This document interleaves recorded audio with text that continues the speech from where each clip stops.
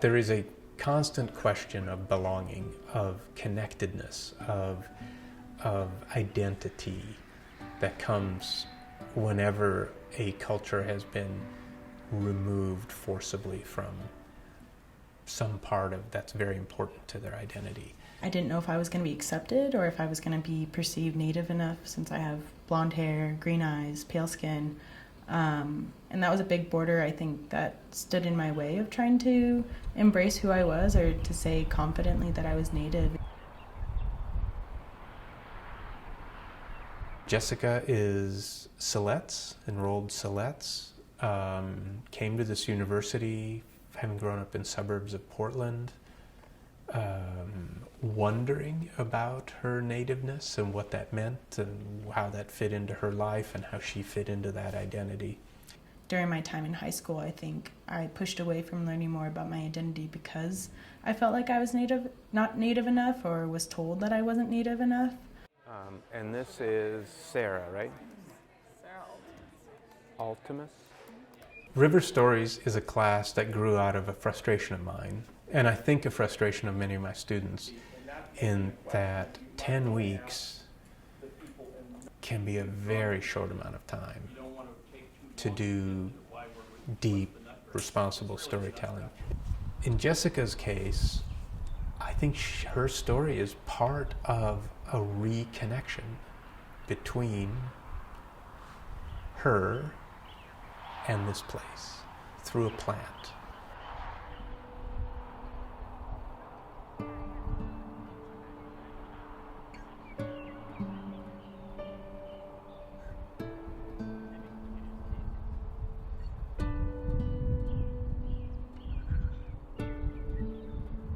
I was living with my grandmother up in Astoria, and two members from our tribe who work here at NELI, the Northwest Indian Language Institute, sent me some documents from my great-great-grandfather, Hoxie Simmons. He was a storyteller, cultural bearer in our tribe, and wrote down a recipe to cook camas in a traditional pit oven. And so she got reintroduced to a great-great-grandfather, which was interesting, connected her in a new way to her grandmother, who remembers Hoxie. I never had camas, never tried it, never saw it before, and so I kind of wanted to know more about how our people used to harvest it and eat it, cook it. Torsten told us to celebrate camas, produce work that shows us that we're celebrating camas, this plant that's in the Willamette Valley and is so important to the ecosystem that not a lot of people know about. And so I think part of that was going out there for the sunrise, going out there for the sunset, catching camas when it's most beautiful during the golden hour.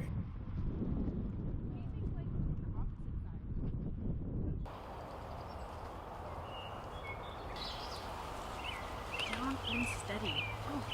Does it look good? Where's the other mic? On. Oh, you has it up here. What? Do you have the other mic? People would harvest it in the sun. Oh, you don't have that.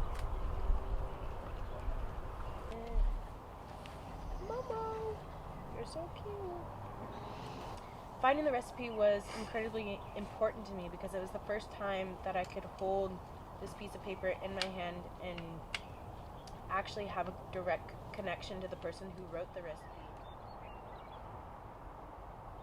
Part of this project has been both discovering what is camas and how this camas recipe functions, but a lot of it has been, I think, just discovering more about what it means to be Native. I decided to take on a leadership role and be the co-director of the Native American Student Union this year, which has been really rewarding. We plan the Mother's Day Powwow, which is our biggest event in May.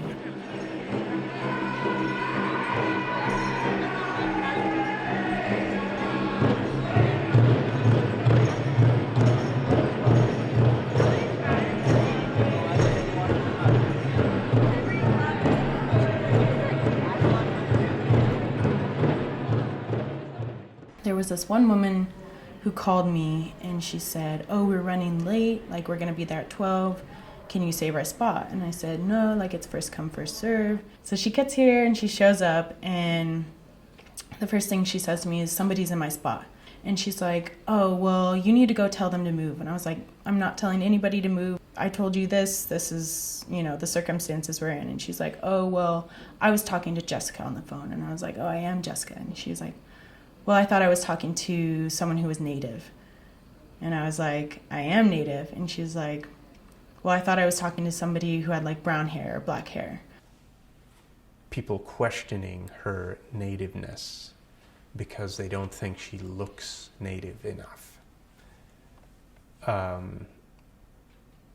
think that is a very specific example of a much broader problem, which is this idea that Native people are only authentic if they look and act like Native people looked and acted in 1840. And it isn't a burden that most of us have to carry.